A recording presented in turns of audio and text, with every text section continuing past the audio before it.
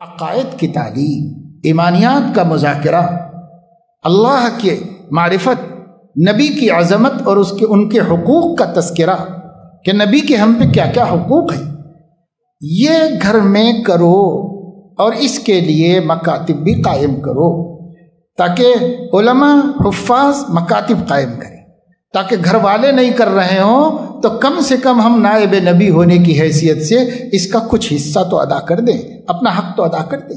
ہماری ذمہ داری تو ہے۔ گھر والے بچوں کو ملحد بنا رہے ہیں، زندیق بنا رہے ہیں، تو خیر گھر والے تو جواب دیں گے ہی، محلے کے پیش امام صاحب بھی تو جواب دیں گے۔ تو اس لیے مکاتب کا قیام کیجیے، منظم مکاتب۔ ہمارے 2000 کے واسطے نہیں، ملے نہ ملے، لیکن میرے ذریعے سے محلے کے 10 20 25 50 بچے جہنم کی آگ سے بچ جائیں۔ قوا انفسکم واہلیکم نارا، اپنے اہل میں اپنے خاندان والے داخل ہیں، اپنے اہل میں اپنے تحت کام کرنے والے داخل ہیں، اپنے اہل میں اپنے اڑوس پڑوس جن سے ہمارے ساجھے ہیں، محبت ہیں، رشتہ داریاں ہیں، یہ سب داخل ہیں۔ آپ ان کی فکر کیجیے۔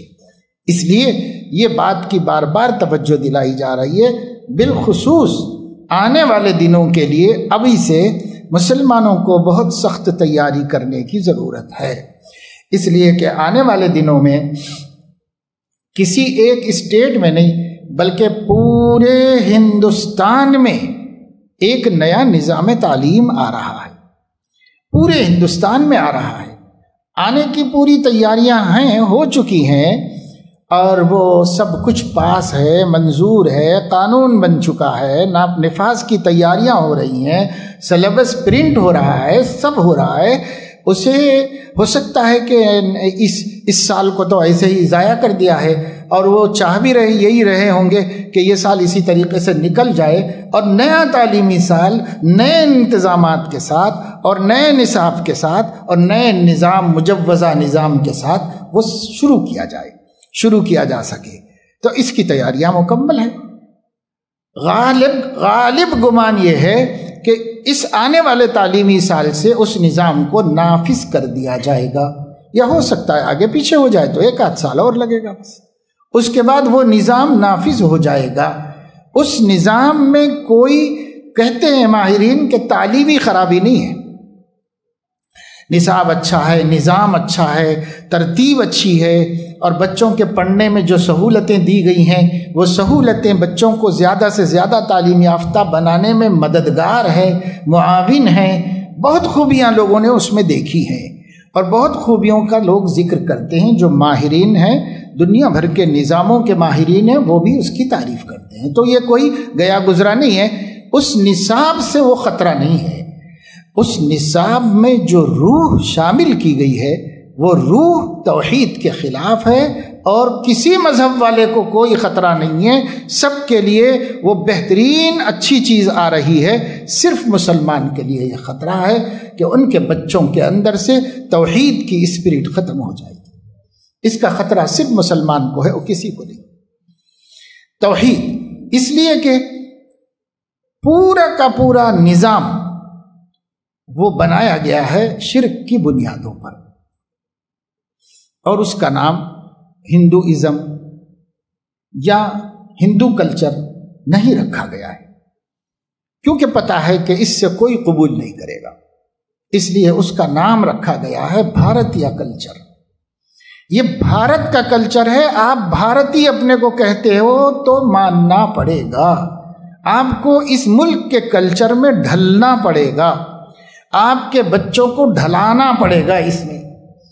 یہ چیز انہوں نے لائی، اور اسی وجہ سے کوئی قوم متفکر نہیں ہے سوائے مسلمانوں، اور مسلمانوں کا بھی جدید تعلیم یافتہ طبقہ متفکر نہیں ہے، اس لیے کہ اس نے اس پالیسی کا جائزہ لیا ہے تعلیم کے معیار کی حیثیت سے، تو ان کو خوبیاں ہی خوبیاں دکھائی دی، اس لیے وہ بھی مخالف نہیں، وہ مسلمان بھی مخالف نہیں۔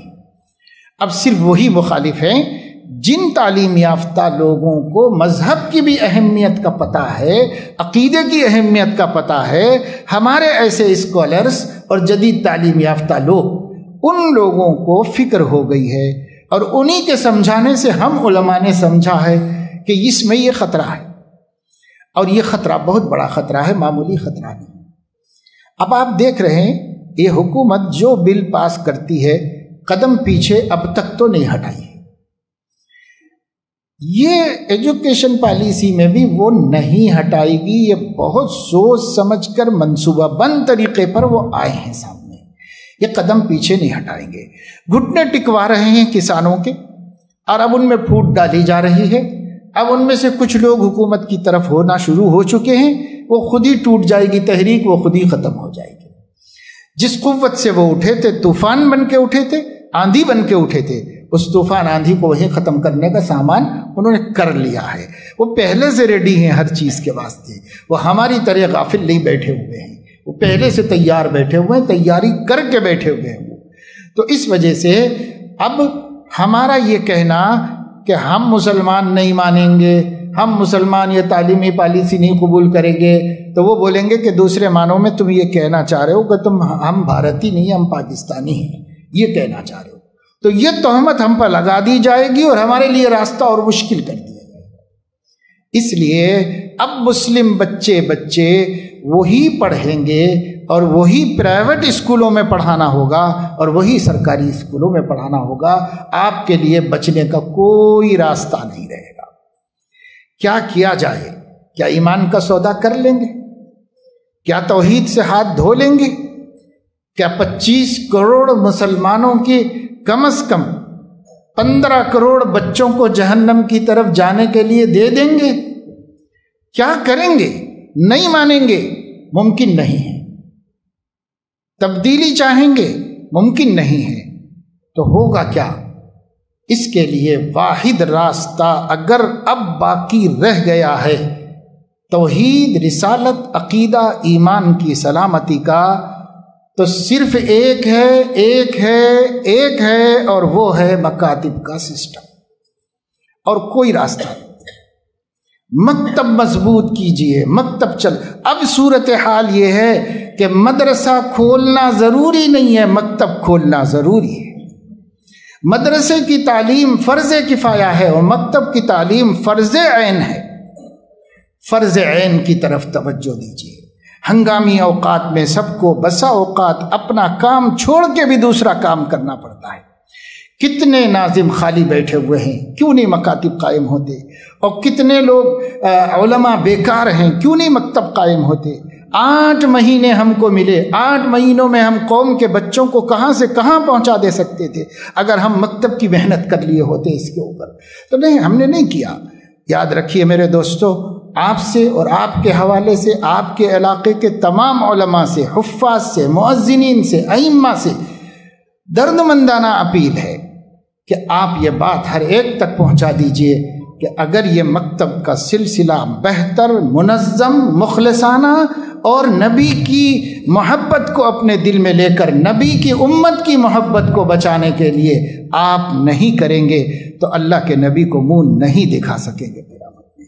یہ اتنی بڑی ذمہ داری ہے۔ اب دوسرے کام کم کیے جا سکتے ہیں، دوسرے کاموں کی زیادہ فکر اب نہ کریں تو چلے گا۔ اب اس کی فکر ہو کہ ملت کی نئی نسل کا ایمان ہم مکتب سے بچا کر اسکول بھیجیں۔ اگر یہ مومن بن کر نہیں جائیں گے تو مشرک بن کے واپس آئیں گے۔ یہ صورتحال وہاں پر ہو چکی ہے، اس کا انتظار ہے۔ اب اس کا کوئی ٹکراؤ نہیں ہے، ٹکراؤ کر بھی نہیں سکتے، مقابلہ نہیں ہو سکتا اس کا۔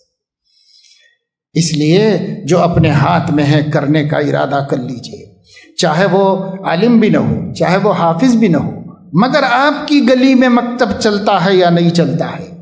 آپ کی گلی کے کل بچے مکتب کو جاتے ہیں کہ نہیں جاتے ہیں؟ آپ چاہے حافظ نہ ہو، عالم نہ ہو، لیکن اپنی گلی کی فکر کیجئے، اپنی گلی کے حد تک فکر کر لیجیے، میری گلی کے بچے مکتب جاتے ہیں کہ نہیں جاتے ہیں، اس کی فکر کیجئے، ورنہ یہ طوفان ہے، طوفان ہے، اور بہت بہت خطرناک طوفان ہے۔ اور وہ سونامی آئی تھی ہوگی تو آ کر کے کچھ لوگوں کو ہلاک کر کے گئی ہوگی، جو ایمان پہ مرے جنت میں گئے، اور جو بھی ایمان میں گئے اپنے انجام کو گئے۔ اتنا ہی تو ہوا۔ یہ طوفان، یہ سیلاب، یہ موجیں ہماری زندگی لے سکتی ہیں، ہماری جان لے سکتی ہیں، لیکن یہ جو طوفان، جو سیلاب آ رہا ہے اور مضبوط موج خطرناک موج کی شکل میں آ رہا ہے، یہ ہمارے بچوں کا ایمان لینے والا ہے، اس سے کم کے لیے راضی نہیں ہے، ایمان لینے والا ہے۔